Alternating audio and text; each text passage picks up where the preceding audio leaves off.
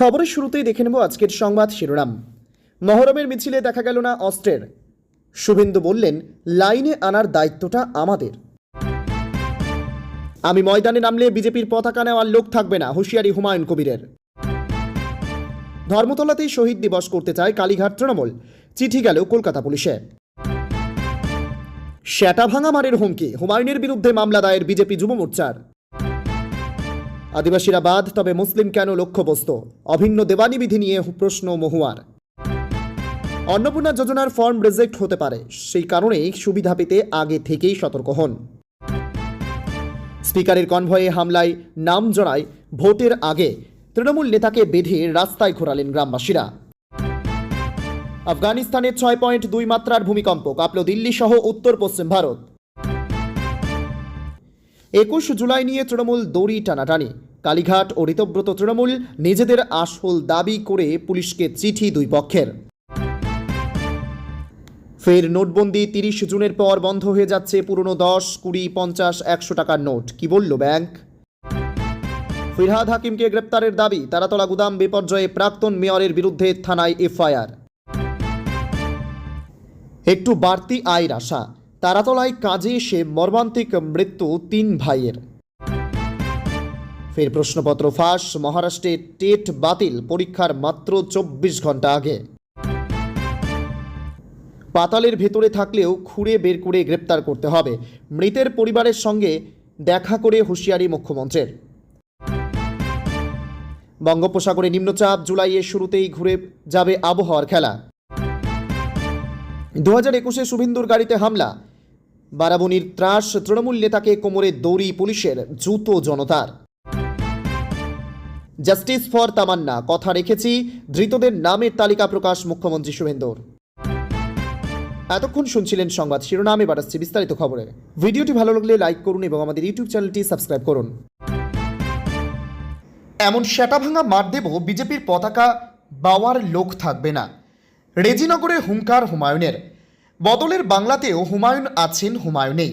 বিজেপিকে নিশানা করে বেলাগাম হুমকি, শ্যাটা ভাঙা মারের হুঁশিয়ারি। আবারও বিতর্কে নওদার বিধায়ক হুমায়ুন কবির, মুর্শিদাবাদে হেরেও বিজেপি আস্ফালন করছে। ময়দানে নেমে যদি মার শুরু করি তাহলে বিজেপির পতাকা বহন করার লোক থাকবে না, লাখ লাখ লোককে রাস্তায় নামিয়ে দেব। মাথা গরম হয়ে গেলে মুখ্যমন্ত্রী, এসপি কিছুই বুঝব না, প্রশাসনকে কার্যত চ্যালেঞ্জ ছুড়ে এ ভাষাতেই আক্রমণ করলেন হুমায়ুন।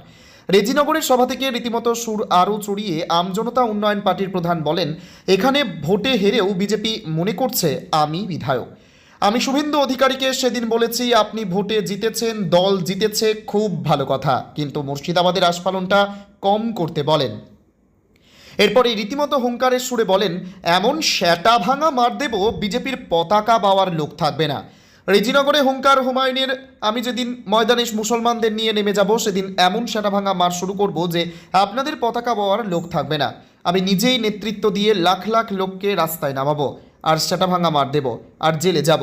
কদিন জেলে রাখতে পারেন, খাওয়াতে পারেন, দেখব। আমার মাথা যেদিন গরম হয়ে যায় সেদিন আমি এসপিও বুঝবো না, মুখ্যমন্ত্রীও বুঝবো না, চুপ করে নেই বিজেপিও।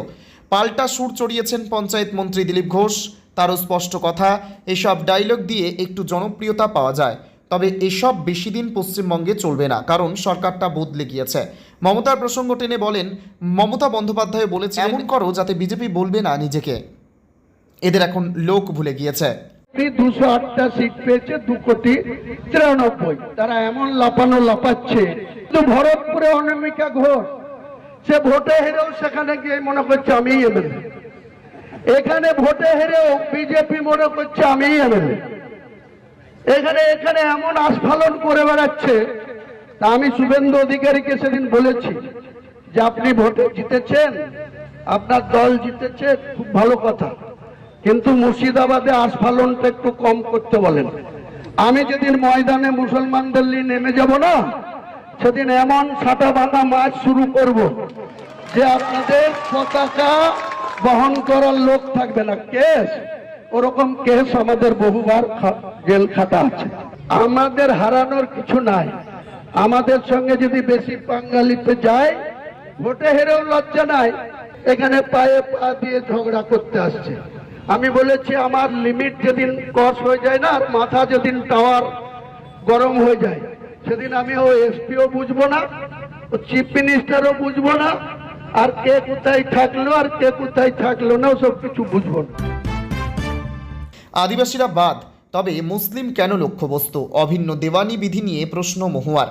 আগামী সপ্তাহে রাজ্য বিধানসভায় অভিন্ন দেওয়ানি বিধি ও ইউসিসি বিল পেশ করতে চলেছে রাজ্য সরকার। মুখ্যমন্ত্রী শুভেন্দু অধিকারী ইতিমধ্যে এই আইন বলবৎ করার বিষয়ে জোরালো ইঙ্গিত দিয়েছেন। পাশাপাশি লাভ জিহাদ, জমি জিহাদ এবং বলপূর্বক ধর্মান্তরণের বিরুদ্ধেও কঠোর আইন আনার ঘোষণা দেওয়া হয়েছে। সরকারের এই পদক্ষেপের ফলে আগামী বিধানসভা অধিবেশনে তীব্র রাজনৈতিক বিতর্কের সম্ভাবনা দেখা দিয়েছে।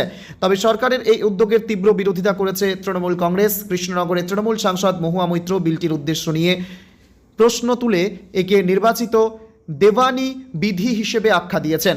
তার অভিযোগ, এটি সাংবিধানিক ও জনকল্যাণমূলক পদক্ষেপ নয়, বরং ধর্মীয় মেরুকরণের উদ্দেশ্যে আনা হচ্ছে। আদিবাসীদের বাদ দিয়ে নির্দিষ্ট সম্প্রদায়কে অন্তর্ভুক্ত করার সরকারি নীতির সমালোচনা করে মহুয়া মৈত্র জানান, বৈচিত্র্যময় দেশে সকলের ওপর একই নিয়ম চাপিয়ে দেওয়া সম্ভব নয়। রাজনৈতিক বিশ্লেষকদের মতে সরকারের এসব পদক্ষেপে রাজ্যের রাজনৈতিক আবহে মেরুকরণ আরও তীব্র হতে পারে এবং উপজাতীয় সংখ্যালঘুদের অধিকারের প্রশ্নে বিরোধীরা বড় ধরনের প্রতিরোধের প্রস্তুতি নিচ্ছে। ফের প্রশ্নপত্র ফাঁস। মহারাষ্ট্রে টেট বাতিল পরীক্ষার মাত্র 24 ঘন্টা আগে ফের পরীক্ষার প্রশ্নপত্র ফাঁসের অভিযোগ। শিক্ষক শিক্ষিকাদের যোগ্যতার পরীক্ষা টেট স্থগিত করতে হলো মহারাষ্ট্রে। রবিবার সেখানে টেট হওয়ার কথা ছিল, কিন্তু মাত্র 24 ঘন্টা আগে ঠানে থেকে পরীক্ষার প্রশ্নপত্র ফাঁস হয়ে যায় বলে অভিযোগ। তাতেই পরীক্ষা আপাতত স্থগিত রাখার সিদ্ধান্ত। গোপন সূত্রে খবর পেয়ে ঠানের একটি জায়গায় অভিযান চালায় পুলিশ। সেখান থেকে ফাঁস হওয়া প্রশ্নপত্র উদ্ধার হয় বলে জানা গিয়েছে। এই ঘটনায় বেশ কয়েকজনকে আটক করা হয়েছে, তবে ধৃতদের পরিচয় প্রকাশ করা হয়নি এখনো পর্যন্ত। প্রশ্নপত্র ফাঁস হওয়ার খবর প্রকাশ হওয়ার পরই রবিবারের টেট বাতিল করা হয়েছে। তবে মহারাষ্ট্র সরকারের শিক্ষা দপ্তর এখনো পর্যন্ত কোনো বিবৃতি দেয়নি। জানা গিয়েছে আর কিছুক্ষণের মধ্যে বিজ্ঞপ্তি দেওয়া হবে। এরপর কবে টেট নেওয়া হবে তা জানানো হবে সরকারিভাবে সিদ্ধান্ত গ্রহণের পর। টেটের প্রশ্নপত্র ফাঁস নিয়ে তদন্ত শুরু করেছে পুলিশ। কিভাবে প্রশ্নপত্র বেহাত হলো, কারা কারা যুক্ত এর সঙ্গে তা খতিয়ে দেখা হচ্ছে। শিক্ষা দপ্তরের বিবৃতিতে কি জানানো হয় এই মুহূর্তে সেদিকেই তাকিয়ে সকলে। রাজ্য সরকারের এক আধিকারিক জানিয়েছেন যে প্রশ্নপত্র ফাঁস হয়েছে সেটি আসল প্রশ্নপত্র নাকি মক টেস্টের প্রশ্নপত্র তা যাচাই করে দেখা হচ্ছে। যাচাইয়ের কি বেরোয় তার ওপরই পরবর্তী সিদ্ধান্ত নির্ভর করছে। Maharashtra state council of examination জানিয়েছে, শনিবার ভোরে পুনের ভিওয়ান্ডিতে হানা দেয় পুলিশ। এমএসসিই আধিকারিকরাও পৌঁছান সেখানে। প্রাথমিক তদন্তে দেখা গিয়েছে সেখান থেকে উদ্ধার হওয়া প্রশ্নপত্রের সঙ্গে কিছু প্রশ্ন মিলে গিয়েছে। এরপরই দ্রুত পদক্ষেপ করা হয়। ভিওয়ান্ডি থানায় অভিযোগ দায়ের হয়েছে ইতিমধ্যে। সব দিক খতিয়ে দেখা হচ্ছে। পাতালের ভেতরে থাকলেও খুঁড়ে বের করে গ্রেপ্তার করতে হবে, মৃতের পরিবারের সঙ্গে দেখা করে হুঁশিয়ারি মুখ্যমন্ত্রীর। বাগনানে বিজেপি কর্মীকে পিটিয়ে খুনের অভিযোগ ওঠার পরেই হুঁশিয়ারি দিয়েছিলেন। আর শনিবার মৃতের পরিবারের সঙ্গে দেখা করার পর মুখ্যমন্ত্রী শুভেন্দু অধিকারী স্পষ্ট করে দিলেন, কোনো অভিযুক্তকে ছাড়া হবে না। এদিন মৃতের পরিবারের লোকজনের সঙ্গে দেখা করার পর পুলিশকে মুখ্যমন্ত্রী নির্দেশ দিয়েছেন, বাকি অভিযুক্তরা পাতালের ভেতর থাকলেও খুঁড়িয়ে বের করে গ্রেপ্তার করতে হবে। মৃতের পরিবারের হাতে এদিন 5 লক্ষ টাকা আর্থিক সাহায্য তুলে দেন শুভেন্দু। বিডিও অফিসে অস্থায়ী চাকরি দেওয়া হলো মৃতের বড় মেয়েকে। মৃতের পরিজনরা জানালেন, অভিযুক্তদের কঠোর শাস্তির আশ্বাস দিয়েছেন মুখ্যমন্ত্রী। গত 17 জুন হাওড়ার বাগনানে বিজেপি কর্মী প্রশান্ত দে খুন হন। বিধানসভা নির্বাচনের ফল প্রকাশের পর থেকেই এলাকা ছাড়া ছিলেন বাগনানের আন্টিলা গ্রাম পঞ্চায়েতের তৃণমূল উপপ্রধান শেখ মফিজুল ইসলাম। গত 17 জুন মফিজুলের বাড়ির সামনে বেশ কয়েকজন বিজেপি কর্মী জড়ো হন। কাটমানি ফেরতের দাবিতে জানিয়ে উপপ্রধানের বাড়ি ঘেরাও করা হয় বলেও অভিযোগ। ঘটনাকে কেন্দ্র করে কয়েক মিনিটের মধ্যেই এলাকা উত্তপ্ত হয়ে ওঠে। অভিযোগ, মফিজুল এবং তার দলবদল বিজেপি কর্মীদের ওপর চড়াও হন দলবল। দুপক্ষের মধ্যে হাতাহাতি চলে। এই ঘটনায় গুরুতর জখম হন কয়েকজন। তাদের হাসপাতালে নিয়ে যাওয়া হলে প্রশান্তকে মৃত বলে ঘোষণা করেন চিকিৎসকেরা।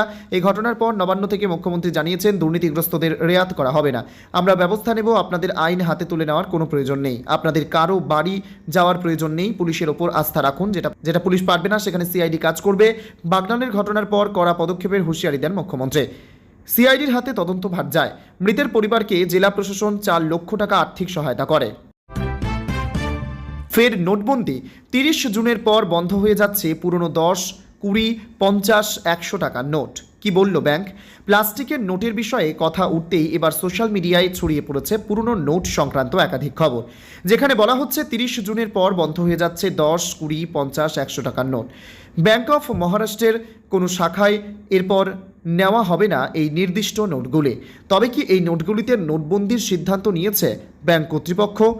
এ নিয়ে কি উত্তর দিয়েছে ব্যাংক? কোন নোটগুলি আর চলবে না বলে খবর? সম্প্রতি সোশ্যাল মিডিয়ায় এই খবর দ্রুত ছড়িয়ে পড়েছে।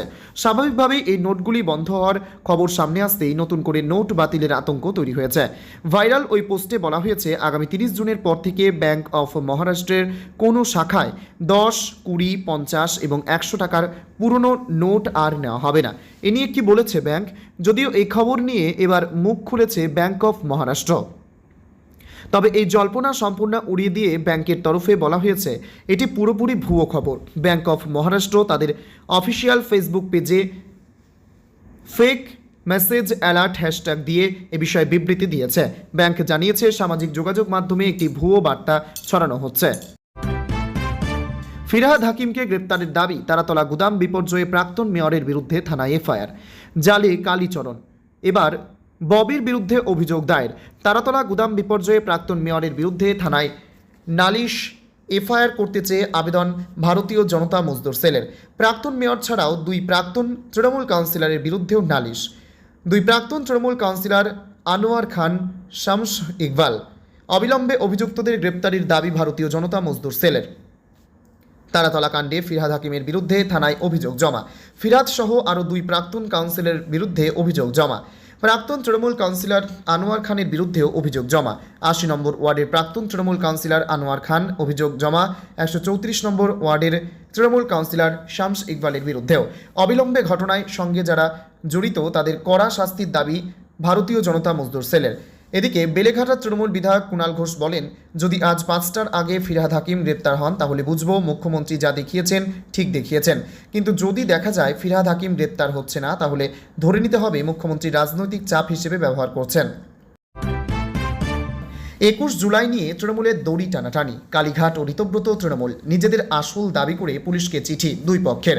তৃণমূলের প্রতীক কার হাতে থাকবে তা নিয়ে যেমন একটা প্রশ্ন উঠছে, তেমনই এবার সামনে এলো 21 জুলাইয়ের সমাবেশ নিয়ে কালীঘাট তৃণমূল ও ঋতব্রত তৃণমূলের মধ্যে দড়ি টানাটানি।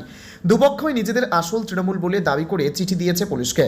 ভিক্টোরিয়া হাউসের সামনে সভার অনুমতি চেয়ে পুলিশকে চিঠি দিয়েছে 2 তৃণমূলে। 21 জুলাইয়ের সভার অনুমতি চেয়ে কলকাতা পুলিশের কমিশনারের কাছে চিঠি দিয়েছে ঋতব্রত তৃণমূল।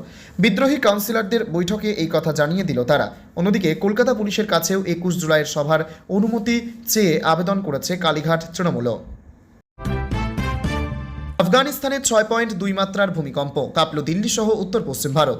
শনিবার সন্ধ্যায় আফগানিস্তানের হিন্দুকুশ অঞ্চলে 6.2 মাত্রার একটি ভূমিকম্প আঘাত এনেছে। ভারতীয় সময় সন্ধ্যা 7টা 4 মিনিটে 215 কিলোমিটার গভীরে এই ভূমিকম্পটি হয় এবং এর কম্পন পাকিস্তান ও উত্তর পশ্চিম ভারতের বিভিন্ন অংশে অনুভূত হয়। তাৎক্ষণিকভাবে কোনো হতাহত বা ক্ষয়ক্ষতির খবর পাওয়া যায়নি। ভূমিকম্পটির উৎপত্তি স্থল ছিল উত্তর পূর্ব আফগানিস্তানের কালাফগান থেকে প্রায় 81 কিলোমিটার দূরে। আফগানিস্তান ছাড়াও পাকিস্তান, ভারত, চীন, তাজিকিস্তান, উজবেকিস্তান, কিরগিজস্তান ও তুর্কমেনিস্তানে এই কম্পন অনুভূত হয়েছে। আফগানিস্তানের মধ্যে কাবুল এবং পূর্বাঞ্চলীয় প্রদেশ খোস্ত ও নানগারহারে এই কম্পন অনুভূত হয়। পাকিস্তানের রাজধানী ইসলামাবাদেও কম্পন অনুভূত হয়েছে।